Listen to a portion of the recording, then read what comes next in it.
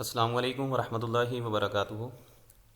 ناظرین اکرام، میں ہوں لیکچرر حافظ اورنگزیب اور آپ دیکھ رہے ہیں میرا یوٹیوب چینل حافظ اورنگزیب آفیشیل یوٹیوب چینل۔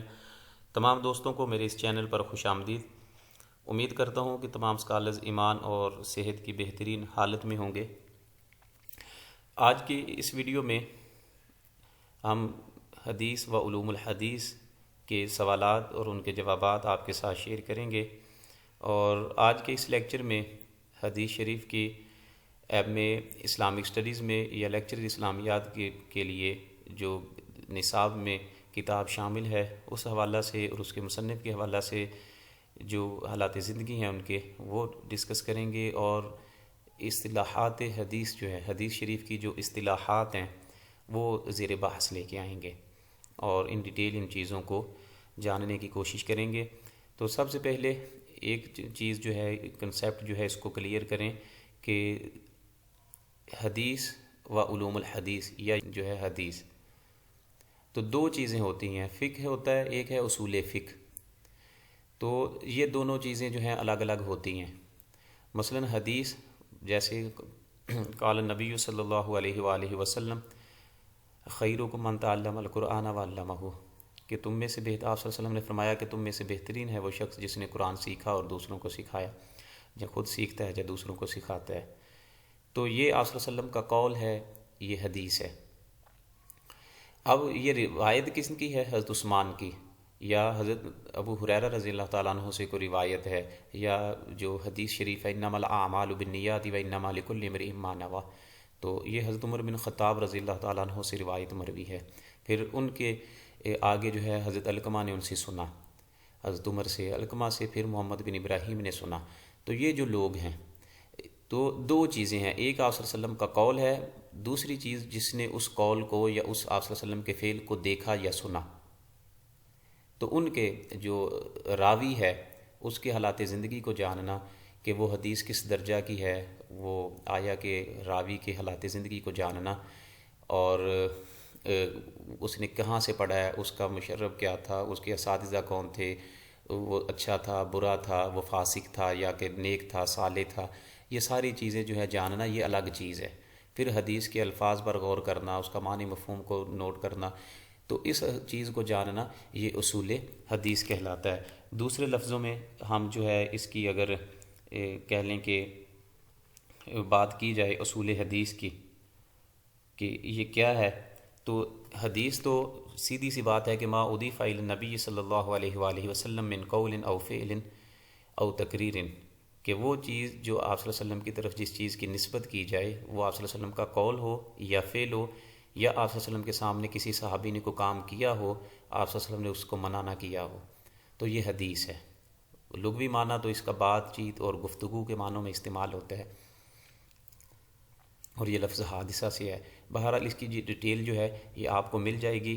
دو بکس جو ہیں وہ میں اس کا جو لنک ہے دو بکس کا وہ ڈسکرپشن میں لگاؤں گا۔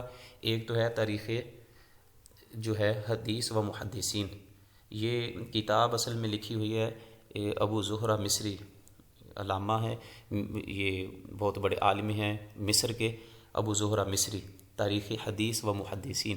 تو یہ حدیث شریف کی تاریخ کے حوالہ سے اس کے ادوار کون سے ہیں، کون کون سی کتابیں لکھی، اس حدیث کی ڈیٹیل پڑھنا چاہتا ہے انٹرویو کی تیاری کے لیے تو وہ اس کتاب سے استفادہ کر سکتا ہے۔ تاریخ حدیث و محدثین جو ہے امام ابو زہرہ مصری کی ہے یہ کتاب، اور اس کا ترجمہ کیا ہے پروفیسر غلام احمد حریری صاحب نے۔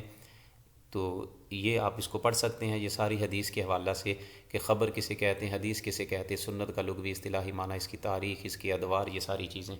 اور دوسری چیز آگے جو دوسری جو نخبۃ الفکر ہم پڑھیں گے، شرح ہے اس کے حوالہ سے جو MCQs ہوں گے وہ بھی میں اس میں جو ہے ڈسکرپشن میں لگا دوں گا، تو دونوں کو آپ وہاں سے ڈاؤن لوڈ کر کے اپنی اسٹڈی میں شامل کر سکتے ہیں، پڑھ سکتے ہیں۔ تو سب سے پہلے جو ہے یہ اب MCQ جو ہے شروع کیے جائیں، یہ تو سب سے پہلے حدیث کا ہو گیا۔ اب جو ہے دوسری چیز کہ اصول حدیث کیا ہے۔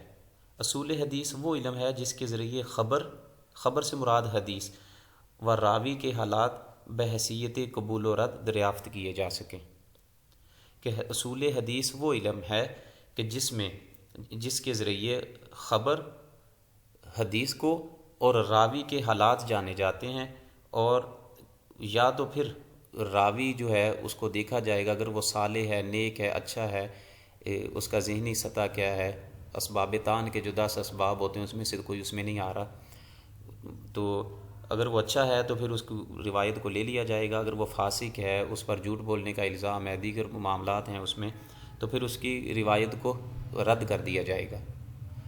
تو یہ چیز ہے کہ اصول حدیث وہ علم ہے جس کے ذریعے خبر و راوی کے حالات بحیثیت قبول و رد دریافت کیے جا سکیں۔ اب جو ہے یہ چند ایک چیزیں تھیں بنیادی جو آپ کے ساتھ شیئر کرنے والی تھیں۔ اب جو ہے اب ہم اپنے سوالات کی طرف آتے ہیں۔ تو سب سے پہلے ہمارے پاس جو کویشچن ہے کہ اہم اسلامیات کے نصاب میں اصول حدیث کے متعلق کون سی کتاب شامل ہے؟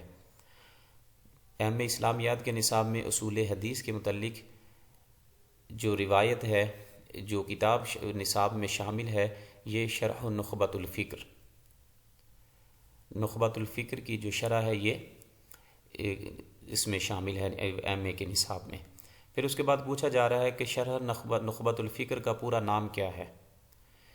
تو اس کا جو پورا نام ہے، مختصراً جو ہے اس کو شرح کہتے ہیں نخبۃ الفکر۔ اس کا مکمل نام جو ہے یہ نزہۃ النظر فی توضیح نخبۃ الفکر، یہ اس کا اصل نام ہے، یہ کتاب کا پورا نام ہے۔ جیسے ہم بخاری شریف کو مختصراً جو ہے وہ بخاری شریف کہتے ہیں، آگے یہ MCQs آئیں گے، تو اصل نام جو ہے الجامع الصحیح المسند المختصر، تو یہ کافی مثلا لمبا جو نام ہے، تو بخاری شریف کو مختصراً ہم بخاری شریف کہتے ہیں۔ اسی طرح نخبۃ الفکر جو ہے یا شرح نخبۃ الفکر جو ہے، یہ کہتے ہیں کہ یہ شرح نخبۃ الفکر سلیبس میں شامل ہے، تو اس کا نام جو ہے نخبۃ الفکر کا اصل جو ہے یہ نزہۃ النظر فی توضیح نخبۃ الفکر، یہ اس کا اصل نام ہے، اس کتاب کا مکمل نام ہے۔ فرسٹ آپشن اس کا کریکٹ ہوگا۔ تو نخبۃ کا معنی ہوتا ہے، یا نخبۃ الفکر جو ہے، نخبۃ جو ہے صفوۃ، اس کا معنی ہوتا ہے چنا ہوا، تو نخبۃ الفکر کا معنی ہوگا کہ سوچ کا چنا ہوا حصہ۔ تو جاءنی مثلا کہا جاتا ہے، عربی کا مقولہ ہے کہ جاءنی نخبۃ اصحابہ، کہ وہ اپنے منتخب رفقا کے ساتھ آیا۔ تو کسی چیز کو منتخب کرنا، سلیکٹ کرنا، تو یہ اس کا معنی ہوتا ہے نخبت، ان کا انتخاب وغیرہ۔ تو نخبۃ الفکر سوچ کا منتخب حصہ، تو یہ فرسٹ آپشن بہرحال اس کا یہ مثلا معنی تھا۔ اس کے بعد کویشچن نمبر 3 ہے ہمارے پاس کہ شرح نخبۃ الفکر کے مؤلف کا نام بتائیں، یہ کن کی شرح ہے جس نے یہ اصول حدیث پر یہ کتاب لکھی ہے شرح نخبۃ الفکر؟ تو یہ علامہ ابن حجر عسقلانی رحمہ اللہ جو ہیں، انہوں نے یہ کتاب لکھی ہے، بی آپشن اس کا کریکٹ ہوگا۔ اس کے بعد علامہ ابن حجر عسقلانی کا اصل نام کیا تھا؟ تو اے آپشن اس کا کریکٹ ہے کہ احمد بن محمد الکنانی رحمہ اللہ، احمد بن محمد ان کا اصل نام ہے۔ اور اس کے بعد پوچھا جا رہا ہے کہ علامہ ابن حجر عسقلانی کا لقب کیا تھا؟ تو آپ کا اصل لقب جو ہے یہ شہاب الدین ہے۔ اور پھر پوچھا جا رہا ہے کہ ان کی کنیت کیا ہے علامہ ابن حجر عسقلانی کی؟ تو علامہ ابن حجر عسقلانی کی جو کنیت ہے یہ ابو الفضل ہے، شہاب الدین کنیت ہے یا لقب ہے کہہ لیں، اور ان کی جو کنیت ہے وہ ابو الفضل ہے۔ اس کے بعد علامہ ابن حجر عسقلانی کا عرف کیا تھا؟ عام لفظوں میں جیسے ہمارے ہاں عرف جو ہے کوئی دوسرا نام ان کا مشہور ہو جاتا ہے، تو یہ ان کا عرف جو تھا یہ ابن حجر تھا۔ حجر عربی میں پتھر کو کہتے ہیں، جیسے حجر اسود۔ تو ان کے آباء و اجداد میں دادا یا پردادا میں ایک کا لقب تھا، ان کو کہا جاتا تھا حجر، ان کا لقب تھا۔ تو اس لیے پھر یہ ان کے اپنے دادا یا پردادا کا جو تھا، اپنے آباء و اجداد میں جن بزرگ کا نام تھا ان کے نام سے یہ مشہور ہوئے، ان کا عرف ان کے نام پر ہے ابن حجر، اس لیے ان کو کہا جاتا ہے۔ اس کے بعد کویشچن نمبر 8 ہے کہ علامہ ابن حجر عسقلانی کس مسلک سے تعلق رکھتے تھے؟ تو یہ شافعی المسلک تھے، امام شافعی رحمہ اللہ کے پیروکار تھے، اس کا ڈی آپشن کریکٹ ہوگا۔ علامہ ابن حجر عسقلانی کی تاریخ پیدائش اور جائے پیدائش بتائیں؟ تو آپ جو ہے علامہ ابن حجر عسقلانی جو ہے یہ 23 شعبان کو 773 ہجری مصر میں پیدا ہوئے، اور پھر ان کی تاریخ وفات پوچھی گئی ہے کویشچن نمبر 10 میں، تو یہ 28 ذوالحج 852 ہجری مصر میں ان کی وفات ہوئی ہے۔ تو اس کے بعد جو ہے اگلا جو MCQs ہے، نیکسٹ کویشچن ہے، کویشچن نمبر 11 ہے کہ شرح نخبۃ الفکر ایک کتاب کی نخبۃ الفکر کی شرح ہے، بتلائیے نخبۃ الفکر کا پورا نام کیا ہے؟ تو اس کا اصل نام جو ہے یہ نخبۃ الفکر فی مصطلح اہل العصر ہے۔ اصل اس کا جو نام ہے کتاب کا، یہ اصل نام یا پہلی دفعہ آپ نے کہہ لیں کہ اصل میں یہ کتاب 2 دفعہ لکھی گئی ہے۔ ایک دفعہ آپ نے باقاعدہ جو ہے یہ کتاب لکھی تھی امام ابن حجر عسقلانی رحمہ اللہ نے، پھر اس کتاب کی کہہ لیں کہ جب اس کی قبولیت ہوئی، لوگوں نے ڈیمانڈ کی کہ آپ اس کی شرح بھی لکھیں، مثلا الفاظ تھوڑے سے مشکل تھے، یہ مشکل ٹاپک ہے، تو انہوں نے کہا کہ اس کی کتاب کی آپ شرح بھی لکھیں، تو اس کتاب کی آپ نے شرح بھی خود ہی لکھی۔ تو سلیبس میں جو چیز شامل ہے وہ ان کی اصل کتاب نہیں ہے، بلکہ ہے تو وہ اصل متن وہی ہے لیکن ساتھ شرح بھی ہے۔ تو سلیبس میں نخبۃ الفکر جو ہے یہ شرح نخبۃ الفکر ہے، پہلی کتاب نہیں ہے۔ پہلی جو ان کی جو کتاب تھی، اصل جو کتاب تھی پہلے جو انہوں نے لکھی ہے، یہ سی آپشن اس کا کریکٹ ہے کہ یہ نخبۃ الفکر فی مصطلح اہل العصر، یہ آپ نے لکھی تھی سب سے پہلے۔ پھر اس کے بعد آپ نے امام ابن حجر عسقلانی نے جب اس کی شرح لکھی ہے، خود ہی اس کی شرح لکھی، تو یہ کتاب جو اب جس کا ہم ذکر کر چکے ہیں، یہ نزہۃ النظر فی توضیح نخبۃ الفکر، یہ پھر آپ نے کتاب شرح لکھی اس کی، اصل نام جو ہے، ٹھیک ہے، اس کو مختصر شرح نخبۃ کہتے ہیں۔ توضیح نخبۃ الفکر کا معنی ہی نخبۃ الفکر کی توضیح ہے یا شرح ہے۔ تو نزہۃ النظر فی توضیح نخبۃ الفکر، یہ شرح جسے مختصر شرح نخبۃ الفکر، یہ بعد میں لکھی گئی ہے۔ پہلے جو لکھی گئی ہے یہ آپ دیکھ لیں، ادھر جو کویشچن نمبر 11 ہے، یہ ہے نخبۃ الفکر فی مصطلح اہل العصر، یہ آپ نے سب سے پہلے لکھی ہے۔ تو کہہ لیں یہ کتاب بھی پہلے ہے اصول حدیث پر، پھر اس کی شرح بھی آپ نے نزہۃ النظر کے نام سے بعد میں لکھی ہے۔ اس کے بعد پوچھا جا رہا ہے کہ نخبۃ الفکر فی مصطلح اہل العصر کس کی تالیف ہے؟ تو علامہ ابن حجر عسقلانی کی، وہی بات جو ہم پہلے ڈسکس کر چکے ہیں۔ اس کے بعد پوچھا جا رہا ہے کہ علامہ ابن حجر عسقلانی کے بقول نخبۃ الفکر کی بنیاد کس کتاب پر ہے؟ تو یہ مقدمہ ابن صلاح پر ہے، یہ بھی اصول حدیث کی کتاب ہے اور مقدمہ ابن صلاح بہت مشہور کتاب ہے۔ تو یہ اے آپشن اس کا کریکٹ ہے کہ مقدمہ ابن صلاح پر نخبۃ الفکر کی بنیاد ہے۔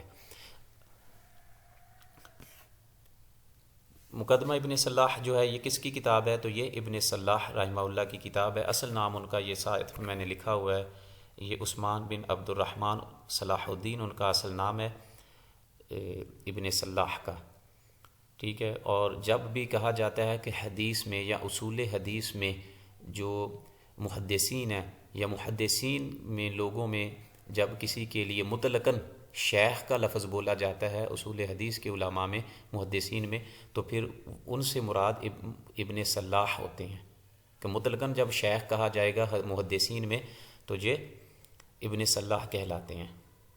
جیسے حدیث میں شیخین کہتے ہیں تو شیخین سے مراد امام بخاری اور مسلم مراد ہوتے ہیں، تو اسی طرح جب مطلقاً اکیلا شیخ کہا جائے گا تو یہ پھر ان سے مراد ابن صلاح ہوتے ہیں۔ 577 ہجری میں عراق کے شہر جو ہے زور وہاں پیدا ہوئے ہیں۔ ان کی ایک مشہور کتاب ہے جو ہے مقدمہ ابن صلاح ہے، اور کہہ لیں کہ مقدمہ ابن صلاح جو اصول حدیث کی کتاب ہے اسی کو آگے اس میں تھوڑی بہت ترتیب جو ہے کچھ اضافہ کیا، کچھ اس میں سے جو چیزیں تھیں نکال دیں، اس کی کانٹ چھانٹ کر کے آگے جو اس کو پیش کیا گیا وہ ابن حجر عسقلانی کی کتاب نخبۃ الفکر فی مصطلح اہل العصر، پھر اس کے بعد اسی کتاب کی آپ نے شرح لکھی، اور شرح جو ہے یہ نزہۃ النظر فی توضیح نخبۃ الفکر فی مصطلح اہل العصر۔ تو یہ اس طرح چل کے یہ چیزیں ہوتی ہیں۔ اس میں 3 چیزیں بنیادی یاد کرنے والی ہیں کہ مقدمہ ابن صلاح جو ہے یہ کن کی کتاب ہے؟ ابن صلاح کی، اور نخبۃ الفکر کی بنیاد کس کتاب پر ہے؟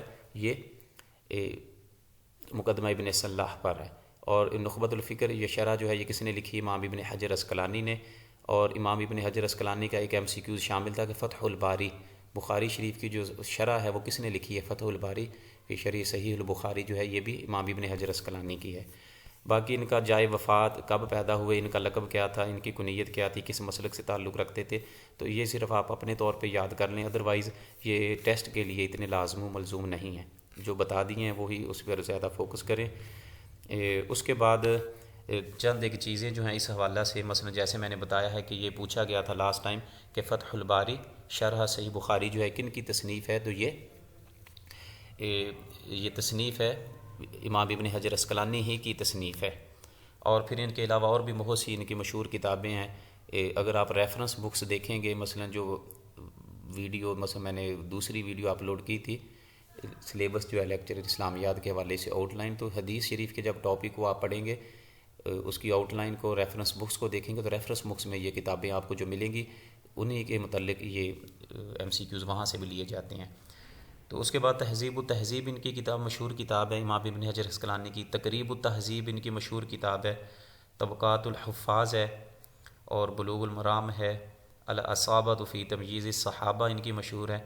تو اور جو مثلا دوسری کتاب نخبۃ الفکر اور اس کی شرح وغیرہ، یہ امام ابن حجر کی مشہور کتابیں ہیں۔ تو یہ چیزیں آپ کو چاندے کہ جو ہے وہ ضرور یاد ہونی چاہیے۔ اس کے بعد اگلے ایم سی کیوز ہمارے پاس جو ہے، یہ کویسچن نمبر ہمارے پاس 15 ہے، 15 میں پوچھا جا رہا ہے کہ اس علم کا کیا نام ہے کہ جس کے ذریعے خبر و راوی کے حالات بحیثیت رد و قبول معلوم کیے جاتے ہیں۔ تو وہی ڈیفینیشن، یہ دوسرے لفظوں میں اصول حدیث کی ڈیفینیشن بھی ہے۔ اصول حدیث کسے کہتے ہیں؟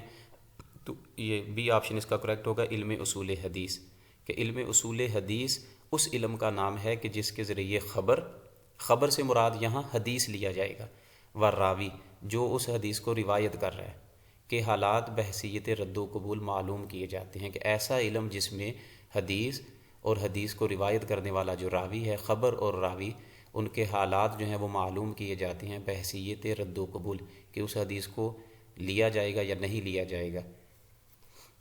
تو بی آپشن اس کا کریکٹ ہے کہ علم اصول حدیث کہلاتا ہے۔ یہ میں نے اس کو ہائی لائٹ بھی کیا ہوا ہے، اس کو آپ یاد کر لیں۔ پھر اس کے بعد علم اصول حدیث کا موضوع کیا ہے؟ تو علم اصول حدیث کا موضوع خبر و راوی بحیثیت رد و قبول۔ علم اصول حدیث کا موضوع ہی یہ ہے کہ حدیث اور حدیث روایت کرنے والے کو جاننا، اس کے حالات زندگی کو، کہ آیا کہ اس کی حدیث لی جائے گی یا نہیں لی جائے گی۔ اس کے بعد علم اصول حدیث کی غرض و غایت کیا ہے؟ کیوں اس علم کو جاننا ضروری ہے؟ تاکہ خبر یا راوی کے مقبول یا مردود ہونے میں امتیاز حاصل کرنا۔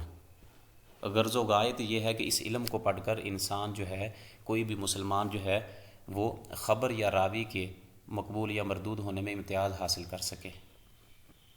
جب اصول حدیث کی اصطلاحات آپ کو آ جائیں گی، اس کو سمجھنا شروع کر دے گا کوئی انسان، پھر وہ جان جائے گا کہ یہ حدیث موضوع ہے، منکر ہے، شاذ ہے، صحیح ہے، حسن لغیرہ، کس کیٹاگری میں آتی ہے۔ تو یہ کہہ لیں کہ وہ تمییز کر سکتا ہے، امتیاز کر سکتا ہے خبر کے درمیان اور راوی کے درمیان۔ اس کے بعد کویسچن نمبر 18 ہے، محدثین نے حدیث کے تحت کس چیز کو شمار کرتے ہیں؟ کہ محدثین نے حدیث کے تحت کس چیز کو شمار کرتے ہیں؟ مراد یہ ہے کہ محدثین جو ہیں، حدیث کو روایات کرنے والے، وہ حدیث میں جب ہم حدیث کا لفظ بولتے ہیں تو حدیث میں کن کن کی باتوں کو وہ حدیث میں لے کے آتے ہیں۔ تو اس میں یہ فرسٹ آپشن کریکٹ ہے کہ حضور صلی اللہ علیہ وسلم کے اقوال، افعال جو ہیں ان کو، یا آپ صلی اللہ علیہ وسلم کے اخلاق جہاں صفات ہے ان کو حدیث میں شامل کرتے ہیں، کہ حدیث سے مراد آپ صلی اللہ علیہ وسلم کی یہ اخلاق، کردار اور افعال اور صفات وغیرہ ہیں۔ صحابہ کرام کی جو باتیں ہوتی ہیں ان کو بھی سم ٹائم حدیث میں لیا جاتا ہے۔ پھر تابعین، اعظام کے اقوال، افعال اور تقاریر، ان کو بھی حدیث میں شامل کیا جاتا ہے۔ محدثین ان سب کو، آپ صلی اللہ علیہ وسلم کے افعال، کردار اور صفات وغیرہ، اور صحابہ کرام، تابعین، اعظام کے اقوال، افعال اور تقاریر کو حدیث کے تحت جو ہے وہ لے کر آتے ہیں، حدیث میں شمار کرتے ہیں۔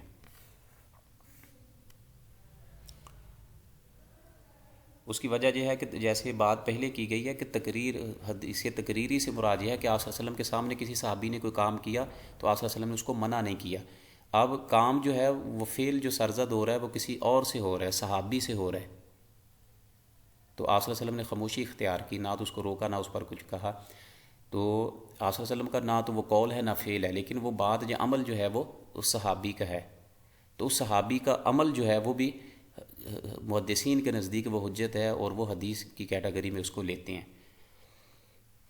اس کے بعد کویسچن نمبر جو ہے ہمارے پاس سوال جو ہے یہ 19 ہے کہ ایسی حدیث کو کیا کہتے ہیں کہ جس کی اسناد بلا تعین کثیر ہوں، اس قدر کہ ان کے راویوں کا جھوٹ پر اتفاق کرنا یا ان سے اتفاقاً جھوٹ صادر ہونا محال ہو، یہ کثرت ابتداء سے انتہا تک یکساں ہو، خبر مفید علم یقینی و ضروری ہو، اور خبر کا تعلق عقل سے نہیں بلکہ حس سے ہو۔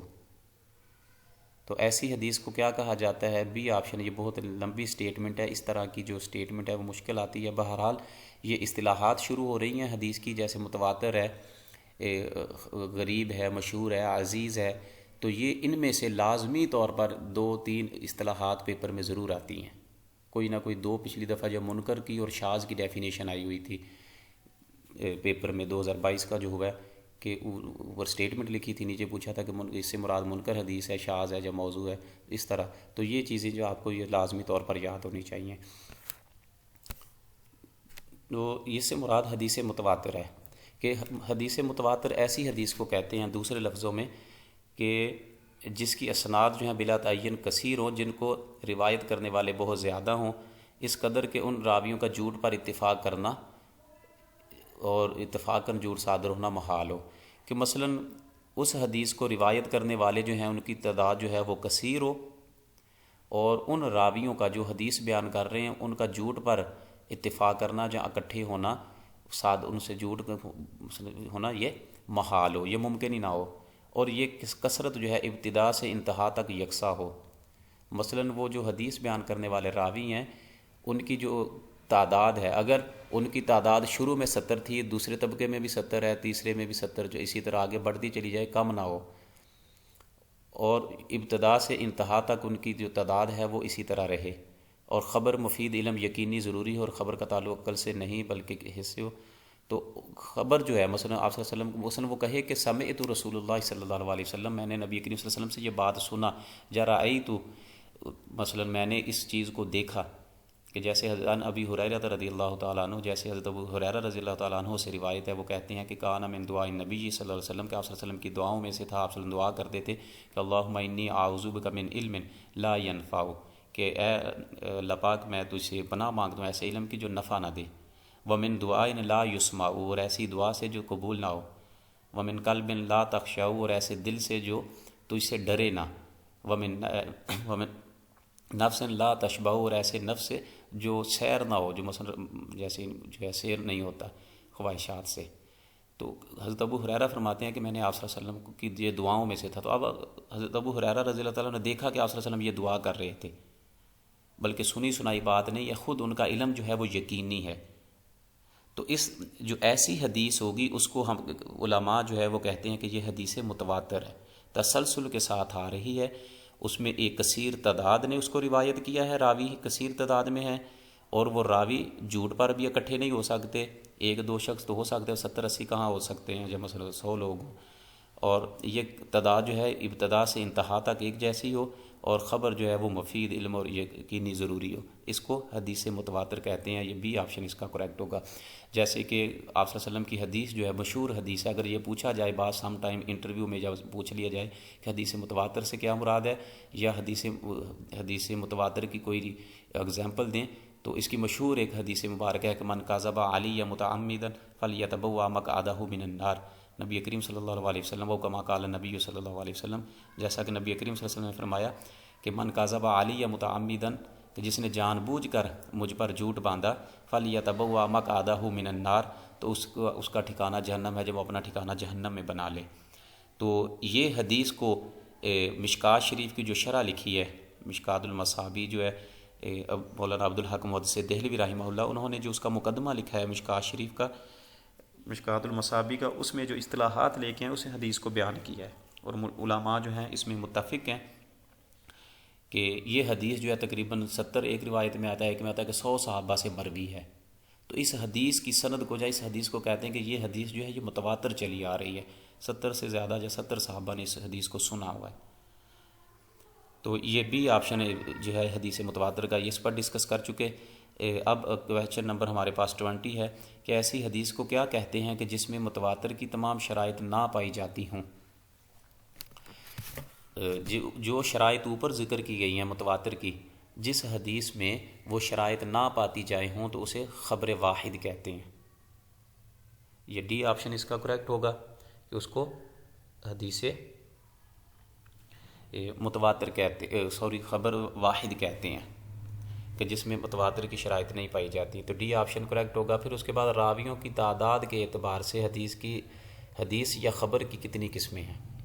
جیسے پہلے ذکر کیا تھا کہ اصول حدیث وہ علم ہے کہ جس میں خبر و راوی کے حالات جو ہے وہ بحیثیت رد و قبول معلوم کیے جاتے ہیں۔ تو حدیث یا خبر جب ہم اس پیپر کو پڑھ رہے ہیں یا حدیث شریف میں آپ پڑھیں گے کہ خبر تو ہے، خبر سے مراد حدیث ہی لیا جاتا ہے۔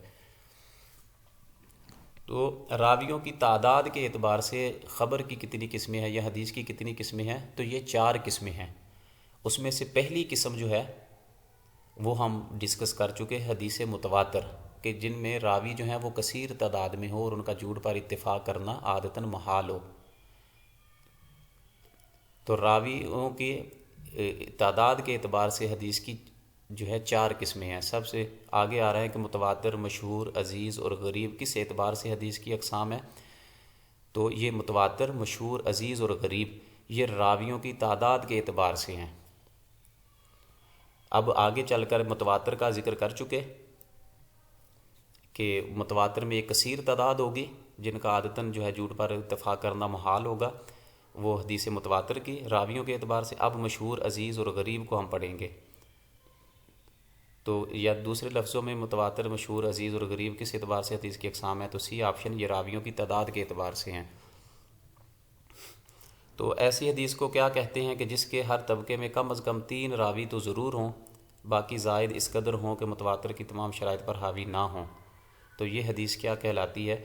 یہ حدیث مشہور کہلاتی ہے۔ اب ایک جگہ جو ہے متواتر میں بہت کثیر تعداد ہے، 70 ہے، 100 ہے، کچھ کہتے ہیں کہ 12، مثلا اس سے بھی آگے نکل جاتے ہیں، کچھ کہتے ہیں جیسے موسیٰ علیہ السلام کے 12 نقیب تھے تو 12 ہونے چاہیے، کچھ کہتے ہیں کہ جمع قلت جو ہے مثلا 3 سے لے کے 9 تک کی ان کی جو ہے تعداد ہونی چاہیے، کچھ کہتے ہیں کہ جمع کثرت بہت زیادہ تعداد ہونی چاہیے، کچھ مثلا جیسے موسیٰ علیہ السلام کے 12 نقیب بتائے تو کچھ محدثین کہتے ہیں کہ ان کی تعداد 12 ہونی چاہیے، کچھ اس سے بھی آگے نکل جاتے ہیں۔ بہرحال یہ محدثین کا اپنا ایک علم ہے کہ متواتر میں کتنے ہوں۔ جب کثیر تعداد کہہ دیا تو اس سے مراد بھی بہت زیادہ ہوں، لیکن جب ہر طبقے میں 3 راوی ہوں، کہ پہلے دور میں بھی 3 تھے، پھر صحابہ کے دور میں، پھر تابعین کے، پھر ہر طبقے میں نیچے تک آتے ہوئے 3 لوگ روایت کریں تو راوی 3 ہی رہتے ہوں، ان سے زائد مثلا کہتے ہیں کہ اتنے ہوں، مثلا 4 ہو جائیں یا 5، لیکن متواتر کو نہ پہنچ سکیں، تو یہ حدیث مشہور کہلاتی ہے۔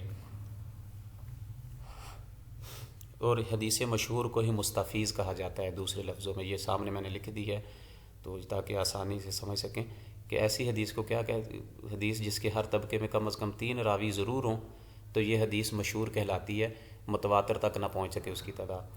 اگر اس کو یاد رکھنا ہو کہ راویوں کو بھول بھی جائیں تو متواتر کا تو پتہ چل گیا کہ کثیر تعداد ہوگی، تو مشہور میں کہہ لیں کہ مشہور پہ شین پہ 3 نقطے ہیں، تو اس سے مراد کہہ لیں کہ یہ ذہن میں رکھ لیں، ایک ٹرک ہی ہے کہ اس سے مراد 3 ہوگا، کہ 3 نقطے ہیں تو 3 ہی راوی ہوں گے، زیادہ بھی ہو سکتے ہیں لیکن متواتر تک نہیں پہنچیں گے۔ اس کے بعد ایسی حدیث کو کیا کہتے ہیں کہ جس کے ہر طبقے میں کم از کم 2 راوی ضرور موجود ہوں، تو ایسی حدیث کو حدیث عزیز کہتے ہیں۔ تو سی آپشن اس کا کریکٹ ہوگا کہ جس کے ہر طبقے میں ایسی حدیث جس کے ہر طبقے میں کم از کم 2 راوی ضرور موجود ہوں تو وہ حدیث عزیز کہلاتی ہے۔ سی آپشن کریکٹ ہے۔ اس کو اب جو ہے الگ الگ اگر دیکھ لیں تو زال جو ہے دونوں کا الگ الگ نقطہ ہے، یہ پہ 2 نقطے ہیں، اکٹھے کہیں بھی نہیں ہیں، تو اس چیز سے بھی آپ جو ہے اس کو یاد رکھ سکتے ہیں کہ 2 راوی ہوں گے تو وہ عزیز کہلائے گی۔